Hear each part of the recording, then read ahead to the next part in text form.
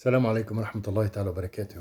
Je voulais parler d'un problème récurrent.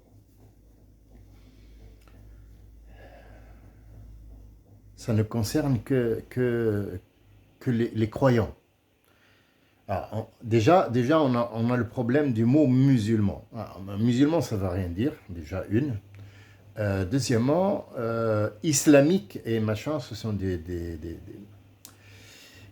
disons des dérivés du nom islam qui se sont installés à fur et à mesure du temps pour donner une autre image de ce qu'on représente.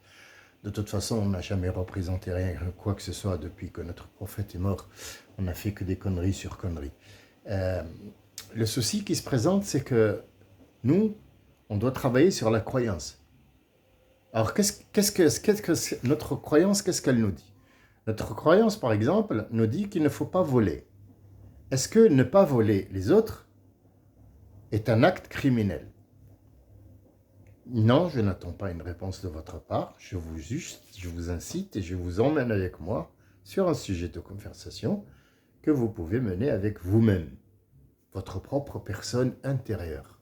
Intérieurement, vous allez vous poser la question, est-ce que bon, allez, on va l'appeler comme ça, une religion ou un savoir-vivre ou une civilisation qui empêche, qui interdit le vol, est-ce qu'elle est mauvaise? Une civilisation, une religion ou un État ou ce que vous voulez, qui interdit de boire de l'alcool pour perdre la tête et pour être la cause de sa propre mort et la mort des autres et beaucoup d'autres conneries et des maladies, est-ce qu'elle est mauvaise?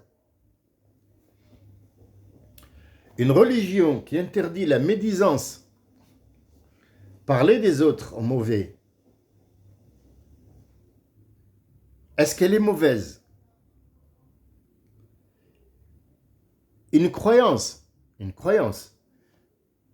qui se base sur de la science, de la vraie science, une science qu'on a, et qu'il y a des gens qui sont restés ou qui sont encore, pas restés, parce qu'il y en a qui sont morts, il y en a qui prennent le flambeau et qui continuent à chercher et à trouver des machins et des trucs qui sont là depuis X milliards d'années, dont cette civilisation nous a dit.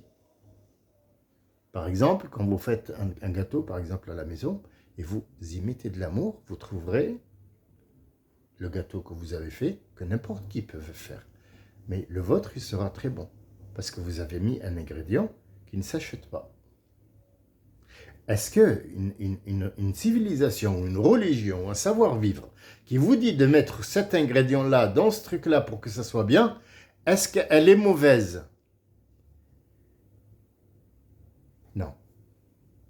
Est-ce qu'une civilisation qui dit que chacun est libre de faire ce qu'il veut et sa liberté s'arrête à la lisière de la liberté de l'autre est mauvaise?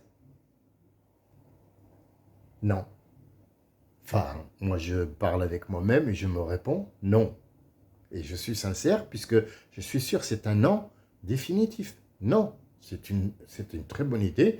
C'est un truc. Par exemple, si on me le propose et on me dit il y a quelqu'un qui fait ça et ça et ça et ça et qui te propose ça, moi j'y vais directement et je vote oui. C'est un oui définitif. Le problème, c'est qu'on est resté primitif. Et à chaque fois que le développement, la technologie, les choses avancent, on découvre, on voit, on fait le rapport avec ce livre qu'on a qui s'appelle le Coran et on trouve tout dedans, qui était il y a 1545 ans, et encore, il n'y a pas que nous, il y a Moïse, il y a Jésus, ils ont tous eu la même chose, sauf dans des siècles différents bien sûr, mais c'était la même chose, c'était cette même croyance, que celui qui n'a jamais péché lui jette la première pierre. Comment tu peux, toi, juger des gens qui ont fait des actes inappropriés ou des actes qui ne sont pas bien, et tu te permets de les juger quand toi, tu en as fait des millions qui sont pires que ça? Dans notre religion, il dit la médisance, dire des mochetés, dire des vérités qui ne sont pas... dire des choses qui ne sont pas véridiques sur quelqu'un peut l'emmener à être jugé, à être condamné à mort. C'est pire que de tuer quelqu'un. Alors, qu'est-ce qu'on choisit? Qu'est-ce qu'on choisit? Quel est le choix? Le choix est vite fait. Le choix est vite fait. Comme je l'ai dit tout à l'heure, c'est pas en mettant un pull Adidas avec un Adidas qu'on devient quelqu'un. On n'est rien du tout, hein. C'est du tissu. Hein. Mais le problème, c'est que maintenant, pour être quelqu'un, il faut avoir un téléphone dernier cri. Il ne sait même pas de quoi il est fabriqué. Il ne sait même pas comment il fabrique. Mais il a le privilège de l'avoir acheté avec de l'argent. Il est allé travailler chez quelqu'un qui l'a esclavé pour acheter ce téléphone pour être quelqu'un. Et en fait, tu n'es rien. Parce que le jour où tu perds le téléphone, tu es qui? Le jour où l'Adidas prend feu, ou dans la machine il est pourri, ou tu ne le trouves pas, ou il a été volé, ou le vent l'a emporté, tu es qui? Tu n'es rien. Donc sans ces effets-là, tu n'es rien. Et l'islam est là pour te dire, voilà, moi je te donne une place en haut de la chaîne alimentaire. Ça veut dire que tu es l'héritier de cette chaîne alimentaire qui est en dessous de toi. Elle est pour toi. Mais ne la mets pas comme étant elle, Dieu. Non, elle est pour toi, pour que tu l'utilises. Peu importe, même si elle se pourrit ou tu la jettes ou elle se... T'inquiète pas, il y a d'autres ressources qui viennent.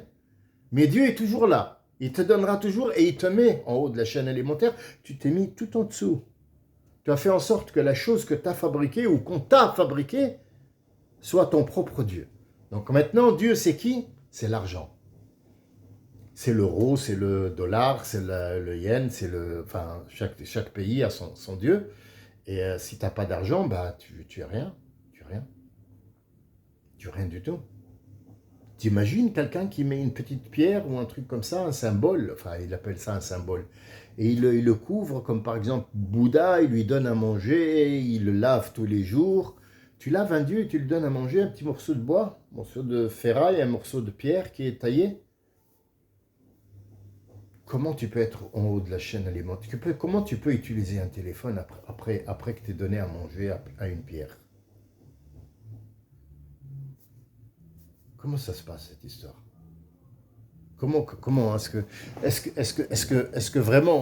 que vraiment cette personne elle a un cerveau ou juste une cervelle? Parce que la cervelle elle est là, hein. Si par exemple là j'ouvre, je sors un petit peu de cervelle et c'est une matière. Mais le cerveau, est-ce qu'il fonctionne? Je crois pas, non. Je crois pas. Et j'irai plus que ça. Toi, en tant que quelqu'un, un être humain, en haut de la chaîne alimentaire, si tu me promets que demain tu vas me donner, je ne te croirai pas. Parce que je ne suis pas sûr que demain tu sois vivant. Peut-être que cette nuit-là, il y aura un ouragan, un tsunami, la foudre, tu es mort subitement. On ne sait pas, tu es tombé malade, tu n'as pas pu. Même si tu n'as rien de tout ça. Tu n'as pas pu m'apporter, tu m'as menti. Mais quand Dieu te dit je te donne, il va te donner. Pourquoi? Parce qu'il n'a pas besoin de ce qu'il te donne. Il te l'a créé pour toi. Donc quand tu lui demandes, il te donne. Il te donne selon ta capacité. Il ne te donnera pas quelque chose de plus. T'imagines un clochard, par exemple, qui a vécu toute sa vie dans la misère, et du jour au lendemain, il trouve je sais pas moi, de l'argent ou un chèque ou un billet de loterie, et on lui dit, voilà, tu es milliardaire. Qu'est-ce qui va se passer avec ce clochard-là? Il y a deux solutions. Ou alors il le déchire, parce qu'il sait qu'il n'est pas capable de gérer tout ça, ou alors il devient fou. Et je pense qu'il va devenir fou, et les vautours, ils vont se mettre autour de lui, ils vont lui prendre tout, mais en fin de compte, il va redevenir clochard. Pourquoi? Parce qu'il a été destiné à être clochard, c'est lui qui veut ça. Même si Dieu lui donne, et Dieu sait très bien qu'il n'en a pas besoin, mais il le fait pour que toi, tu saches. Mais est-ce que nous, on l'a su? Non. Non. Nous, on est en train de faire du Fashion Week. du fashion n'importe quoi. Alors, arrêtons de fashionner, arrêtons de détruire pour pouvoir un petit peu au moins vivre et puis comprendre ce qu'il y a autour de nous. Enfin, je donne de conseils à personne, hein. Moi je suis ni professeur, ni donneur de leçons, ni imam. Mais par exemple, je vais vous donner le dernier exemple, comment on a commencé, pour que vous compreniez. Un monsieur qui a atteint mon âge, par exemple, ou un peu plus, bon, je suis encore jeune, mais disons que j'ai un certain âge, hein, je ne suis pas de toute jeunesse non plus, et qui se teint la barbe en rouge parce que le prophète, il veut se rapprocher du prophète. Alors, est-ce que quand tu teins ta barbe en rouge, tu t'es rapproché du prophète? Est-ce qu'un prophète, t'imagines un prophète que Dieu a envoyé, le Dieu créateur qui a créé ce monde et cette beauté? Regardez Ushuaïa Nature, regardez ce Nicolas Hulot, ce qu'il a vécu dans sa vie, et jusqu'à aujourd'hui, il ne croit pas en Dieu. Il a tout vu, les grottes, les hauteurs, les machins, les canyons, et en plus, Dieu, il a fait en sorte qu'il soit ministre, et il ne croit pas en lui. En fait, est-ce que ce Dieu, ce prophète qui a été envoyé par ce Dieu, est venu juste pour que tu te teins la barbe en rouge? C'est ça l'islam? C'est facile alors. Ben, c'est facile, ça va me coûter combien? 3 € de henné, puis je deviens le plus grand des croyants du monde. Vous voyez l'idiotie où elle nous emmène à une très grande idiotie. En fait, pour moi, l'islam, à chaque fois que je lis le Coran, je découvre que la technologie est dedans. La technologie est dedans. Elle est dedans. Il parle du feutron, du neutron, de la cellule moléculaire, de la molécule, des cellules régénératives, du corps intérieur, c'est-à-dire c'est pour nous. Et nous, on est là comme des animaux. Ouais, bah t'as vu, je suis bien, j'ai un pull Adidas en fait. Ouais, je suis quelqu'un de bien. Bon, j'espère rester quelqu'un de bien quand même, hein. Voilà. Je vous souhaite, je souhaite de vous revoir bientôt. Je vous dis salam alaikum wa rahmatullahi wa barakatuh.